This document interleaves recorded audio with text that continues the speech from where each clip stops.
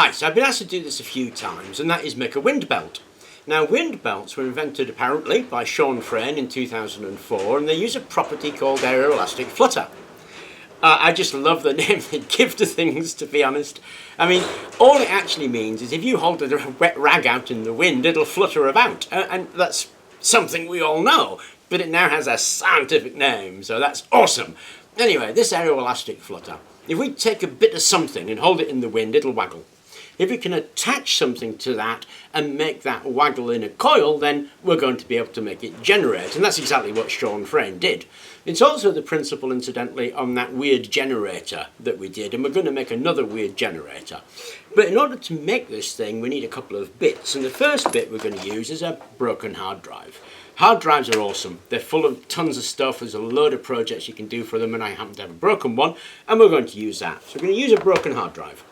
The other thing we're going to use is this. This is an LTO tape. It's an LTO3, this one. They come in a whole range of sizes, and when you crack that case open, what you get is a spool of very tough plastic. This is polyethylene naphthalate, I think. It's related to polyethylene tetraphthalate, but it's much stronger and it's stable in water and stretch. And these things are meant to be run for tens if not 20,000 times, so they're really resistant to stretch, and so they'll flutter nicely without slackening off. And the next thing we need is my old favourite, builder's board. This stuff is PVC coated foam. And the good thing about this is it cuts with just about anything from a trimming knife to a handsaw to a circular saw. When you want to fix it together, you use crazy glue, super glue, and the bond between the bits you're fixing is actually stronger than the original board, and it's nice and rigid. So we're going to use a length of this, an old hard drive, and a bit of LTO tape. Okay, let's get on with that and have a look at that hard drive. Okay, so these things always look pretty much the same actually when you get them out of the caddy or the container. They look like that. That's the top cover, there's the control board, and what we need to do is remove these screws. These will be sometimes different. This one's a Torx fitting, and we just undo the screws.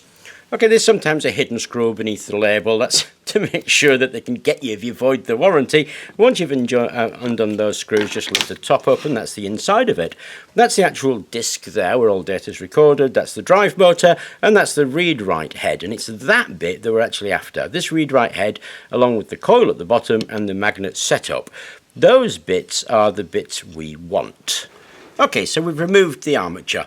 Now, at the bottom end of the armature, this is the voice coil, and that went in between the two magnets. Now, it's incredibly delicate, and you have two wires there that you can see, but your chances actually of soldering onto them are pretty slim to none at all, and they've been taken here to this connector. So what we need to do on the connector is identify the two pins that go to the voice coil.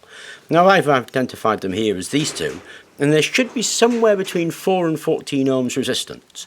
The rest will be in the kilo ohm to mega ohm resistance. But those two, or the two you're looking for, will have an ohm resistance of 4 to 14 ohms.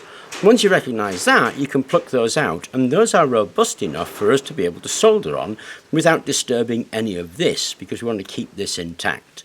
So all we really have to do is solder two wires onto there, and then mount the whole thing back into this nice substantial frame, which we're going to use.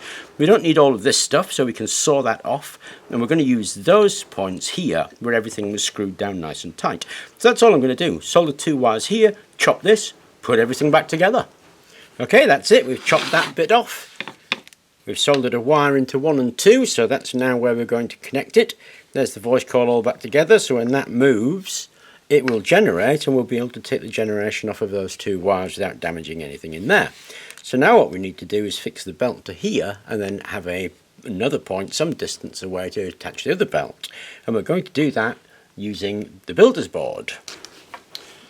Okay, so it's pretty obvious what I've done. I've taken a bit of the builder's board, I've cut a piece out, I've cut a slot in there. That slot's 32mm. And then on the other side, I've bolted that arrangement to the side with 3 bolts, and that's 32mm because that's the range that will actually move by. So we've got a little rod here. The tape will go here to here, and we'll be able to wind the tape around on that. I'm just going to fix it onto that with a little bit of sellotape. And that is just a bit of builder's board jammed onto the end of the armature of the read-write head. So all I've got to do really is put a bit of this tape on with some sellotape, and then we can take it in the wind and see if we can get something working. Okay, and that's it finished with its LTO wind belt. So remember, this is a bit of LTO tape.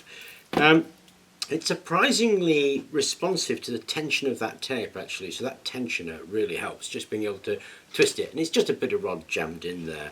But I'm going to connect it up and we're going to simulate the wind by turning a hairdryer on it, because I've got it to read the amp readings here on my meter, and we'll see what kind of power we can get out of this just by turning a hairdryer on it.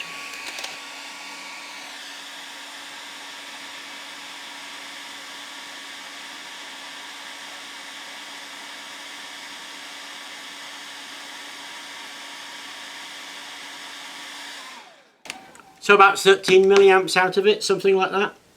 We swap that onto voltage. See if we can get a volt reading out of this.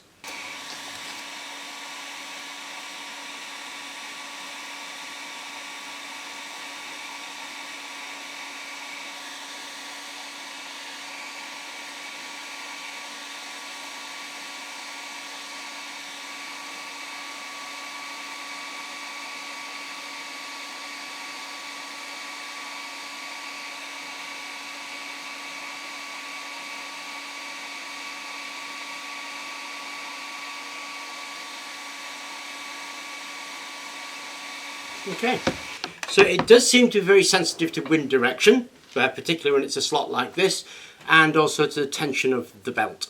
But it actually works. It generates a few millivolts, a few milliamps at a few hundred millivolts.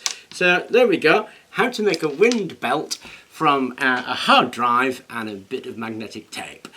I hope you enjoyed the video, and thank you very much for watching.